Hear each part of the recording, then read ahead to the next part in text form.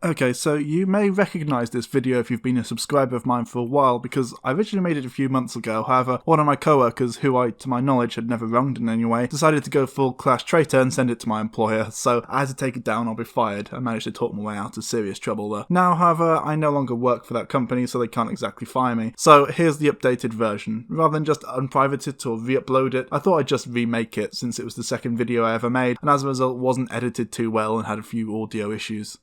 Enjoy. And it's go, boys, go. They'll time your every breath. And every day you're in this place, you're 2 days nearer death. This is me.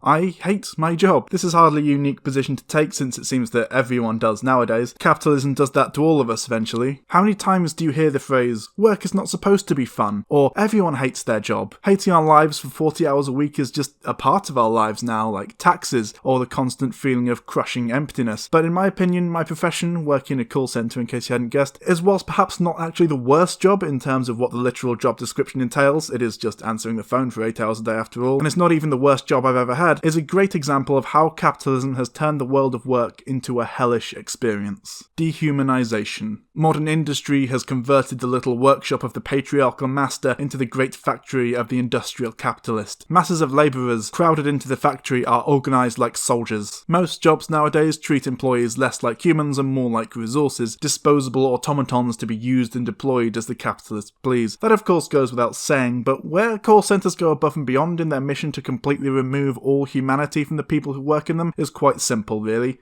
Statistics. Anyone who works in a call centre can tell you just how much pressure is placed on individual workers to reach their expectations. Not goals anymore, because having something to aim for is too positive. If you don't reach a goal, you can always try again next time, but if you fall short of expectations, that only serves to demoralise you further, which most of the time don't take context into consideration, and the onus for hitting these numbers falls entirely upon the individual worker. And that's not even going into the aggressively, overzealously monitored toilet, lunch, coffee breaks, etc. Going over by even 10 seconds is considered a serious infraction a lot of the time. In short, whilst working in a call centre, your life is dictated by spreadsheets. Just look at this. This is an example of the performance statistics I and everyone in my team get sent every morning at work, comparing us and our performance against both company targets and one another. Exploitation. No sooner is the exploitation of the labourer by the manufacturer so far at an end that he receives his wages in cash than he is set upon by the other portions of the bourgeoisie, the landlord, the shopkeeper, the pawnbroker, etc. Unlike any other job I have had, call centres are blatant about the lengths to which they will go to squeeze as much extra work out of employees as physically possible. Others are just more subtle about it. The most obvious, but by no means only, I would go into more detail, but if I did, this section would be 90% of the video, and I know because I originally did and I had to cut it all out. Example of this is that of overtime, which is one of the most polarising aspects of the job. See, most call centres are constantly desperate for man hours but unwilling to hire more people, which as a result creates a culture in which employees are encouraged to come in on their days off or voluntarily work longer hours, often for a very slightly increased hourly pay increase, time and a half usually, which considering the generally low rate of pay in these jobs is not actually all that much, especially if it's just for the occasional hour or two. Usually by not so subtly hinting that refusal to do so may factor into any decisions when it comes to applying internally for other jobs or promotions, or even just not mentioning that it's optional, forcing the worker to ask and potentially place themselves in the line of fire. It shouldn't surprise you that I always ask if it's compulsory and always get reluctantly told that no it's not, but I'm not being a team player by asking. Of course they also just underpay employees to the point where overtime is often the only way to get by, but that probably just goes without saying. And all of this is without mentioning the fact that most of the time it takes 15 minutes to boot up all the required systems in the morning, and employees have to be logged in at the start of their shift, not just arrive at that time, meaning that one is expected to be doing 15 minutes of work every day entirely unpaid. That may not seem like much, but it adds up. It's over an hour a week and 5 hours a month. Isolation. Human beings, the ultra-social mammals whose brains are wired to respond to other people, are being peeled apart. Economic and technological change play a major role, but so does ideology. Though our well-being is inextricably linked to the lives of others, everywhere we are told that we'll prosper through competitive self-interest and extreme individualism. The great irony of call centres is that often you'll speak to 50 to 100 people per day at work, and yet remain entirely isolated from your co-workers. You only have an hour, maybe even less depending on which call centre you work in which to interact with your co-workers. No work work banter here, just a solid few minutes each day, and maybe the odd night at the pub if your meagre wage can stretch that far, to get to know your colleagues in between eating and recovering from the mental exhaustion the job causes. And friendship with management is almost impossible due to the incredible amount of pressure managers are often put under from senior management, which they often have no choice but to pass down to the workers, causing resentment from the workers to the management for enforcing these often unrealistic expectations, and from management to workers due to the increased pressure placed upon them when these expectations are either missed or unable to be met. Of course, openly acknowledging this culture they cultivate is out of the question, because then they might have to acknowledge their failings, so they come up with a way to change the narrative. In my experience, this has mostly boiled down to lying through their fucking teeth. They'll put up signs like these, and these are pictures I actually took in 2 separate call centres I worked in, which smacks so much of irony that it almost seems deliberate. I mean, as I just mentioned, as a call centre worker, your entire existence revolves entirely around a strict adherence to numbers, and yet they feel they have the right to claim we have freedom? Fuck that! I'm not a sheep, I declare as I repeat the same monotonous phrase. Good morning, you're through to Matt in the UK, how are you doing today? Up to 100 times a day to each new customer. I'm not a sheep, I insist as I sit at my desk surrounded by hundreds of my co-workers doing the exact same as me, day in and day out. I am not a sheep, I repeat as I reflect on my incredibly repetitive job, only to be faced with empty corporate platitudes, like insisting that, contrary to all available evidence, I am unique and valued. I am not a sheep.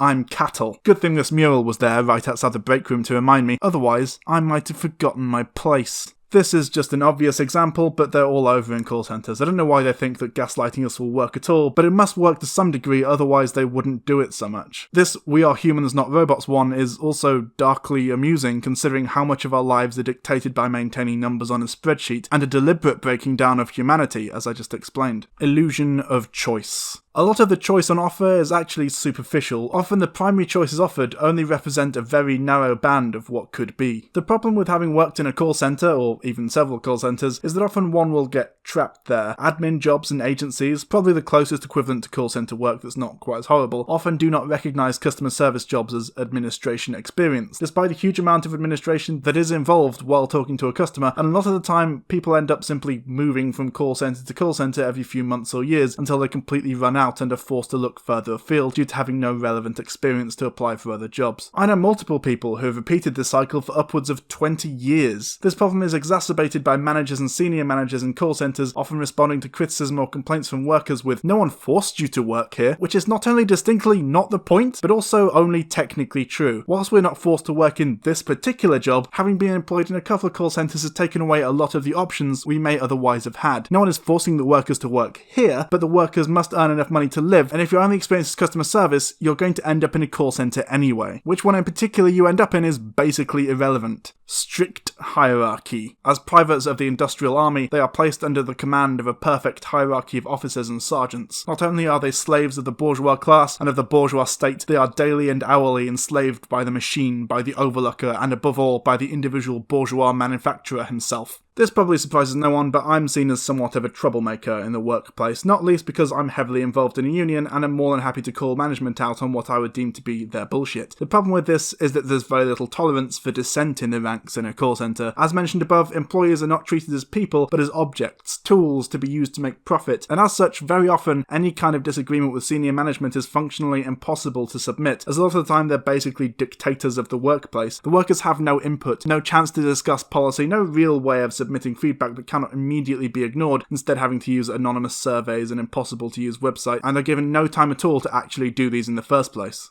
Nepotism and cronyism. Nepotism conflicts so fundamentally with basic values of egalitarianism and merit that some companies have instituted formal anti-nepotism codes.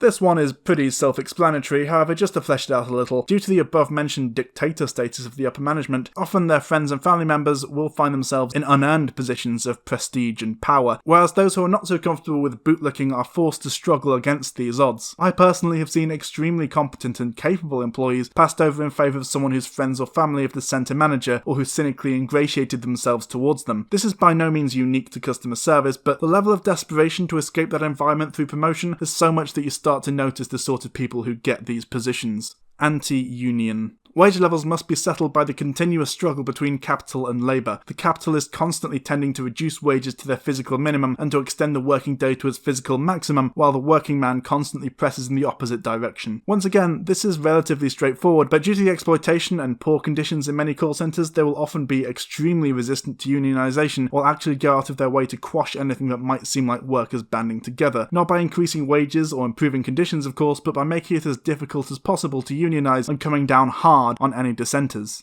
Disposability.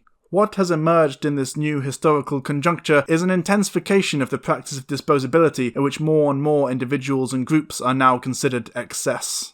Under capitalism, and especially in call centres, the worker is objectified, reduced to a mere thing, to be used and abused at will. This is often justified by citing the high turnover rate, which is inevitably the fault of the company in the first place, and the employee will be threatened with termination of employment on an extremely regular basis. The message is simple. You are less than human. If we want, we could have you on the street in a matter of weeks. False fun. False fun, as the events are referred to in the office, are strongly encouraged for all employees of the firm, even though they have nothing to do with actual work and might not be all that fun. This is potentially the most infuriating part of call centre work, the endless corporate bullshit. As you've probably gleaned by now, call centres can often be soul-crushing, depressing places to be and work in, and increasing wages, improving working conditions, or even just stopping treating people like robots is out of the question. None of this will ever happen under capitalism, and especially in call centres, so instead, to keep morale up, management creates these fun activities, like giving everyone a task to complete or compete in, usually something to do with decorating an area of the building in some kind of themed way, or even organising work nights out or parties. In my current workplace, there is a dedicated person whose entire job is to keep morale up by constantly coming up with these falsely fun activities, because paying that person's wages is still cheaper than giving everyone a pay rise. Again, to reiterate, this is done in order to avoid having to improve wages or working conditions with money that could easily be used to do so. Charity for the workers, not for the company. Charity is false, futile, and poisonous when offered as a substitute for justice. Most call centres will require some kind of smart casual dress code that basically boils down to smart trousers, shoes, and a shirt but no jacket required, and will provide some relief from this usually on weekends and Fridays and the odd dress down for charity day, for which employees are expected to pay and the proceeds go to charity. The problem with this, of course, is that the company can claim to be charitable and generous for hosting these charity events without having to use their often enormous profits to do so, and coerce the workers into doing it for them by sending out emails with things like, "This is what this amazing charity does," etc., as well as enacting the dress code policy to begin with. A lot of companies will offer to match donations raised in this way, but if the employees raise £200, that's £400 for charity, as opposed to the millions or even billions that many of these companies could easily give from their profits, should they so choose. Without divulging the company, my previous employer was a multinational corporation which had profits in the billions, of which approximately 0.2% was donated to charity. I have to wonder how much of that was made up of employee donations,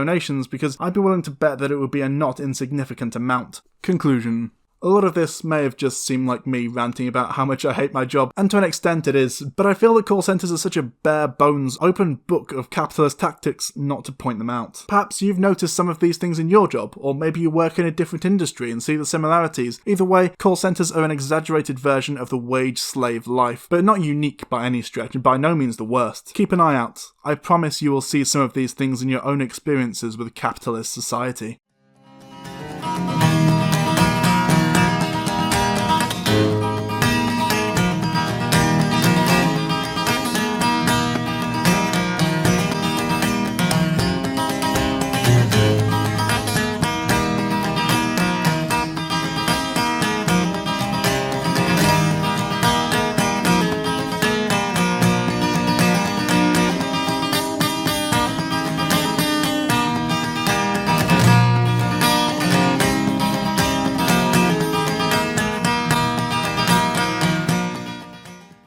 I will not be pushed, filed, stamped, indexed, briefed, debriefed, or numbered. My life is my own.